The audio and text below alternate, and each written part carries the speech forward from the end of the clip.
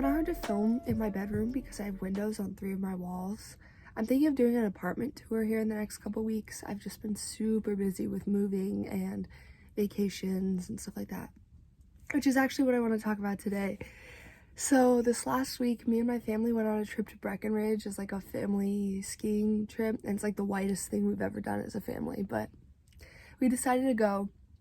We were there from Monday to Friday, and we were supposed to ski Tuesday, Wednesday, and Thursday, and I was gonna snowboard.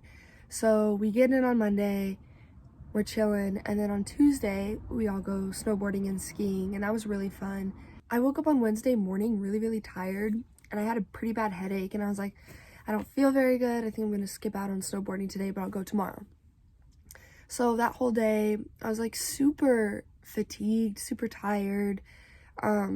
I was coughing a little bit, and I had a really bad headache, and I slept probably about 8 of the daytime hours, and then plus I was sleeping at night, and I was just super tired, and I didn't know why. So then the next day rolls around, and I woke up and I was just feeling so much worse, and I was coughing a lot more, and every time I would breathe it would feel kind of crackly, like I could hear like something rattling in my lungs. I was like, what the heck? So that whole day, my whole family goes snowboarding, and I just have to stay home, which sucked. I felt crappy all day. I went upstairs and laid on the couch and slept and slept and slept. And I woke up and I felt like I couldn't breathe, and I didn't know what was going on. I kept coughing, and everyone got home from snowboarding, and my mom was like, or how are you feeling? What do you know, like what's going on?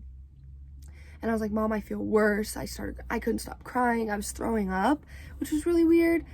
So I thought I had altitude sickness, and I didn't know what to do because I thought I would just get over it in a couple days, but it wasn't going away. That night, my mom decided to take me to urgent care.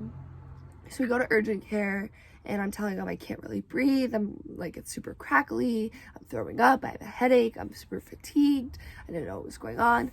So like a nurse came out and put a thing on my finger to test my oxygen level, my heart rate. My heart rate was super high, and my oxygen levels were at 60%. So they rushed me to the back and immediately get me on some oxygen. And we sat in the urgent care for like an hour and a half. I was on oxygen, and they were monitoring me and making sure that my levels were coming back up.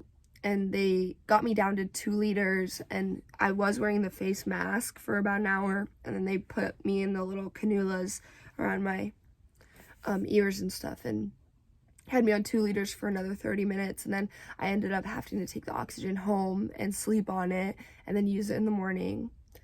And they did x-rays of my chest, and there was a bunch of fluid in my lungs.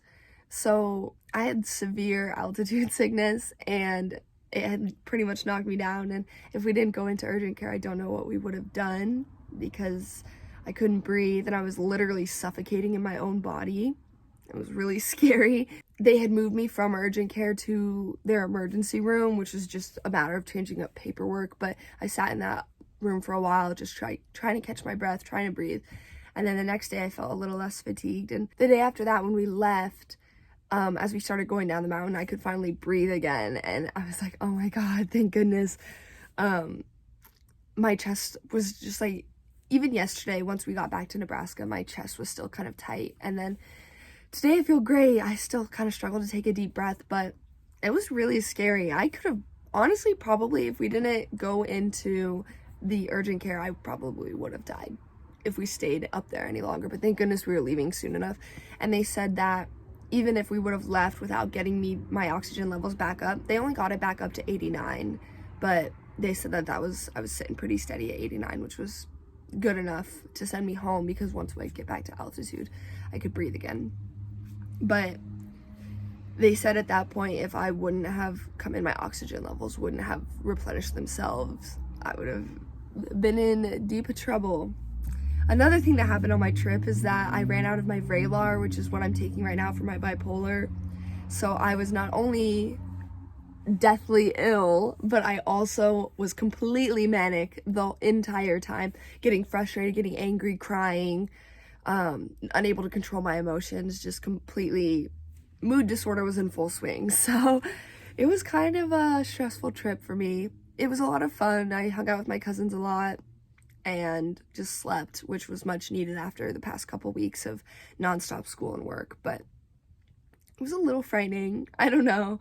I'm glad I'm okay. And a lot of people checked in on me, which was really sweet, but definitely a scary experience. Would not recommend. Because we were at like 10,200 feet for the majority of the trip, which was a lot.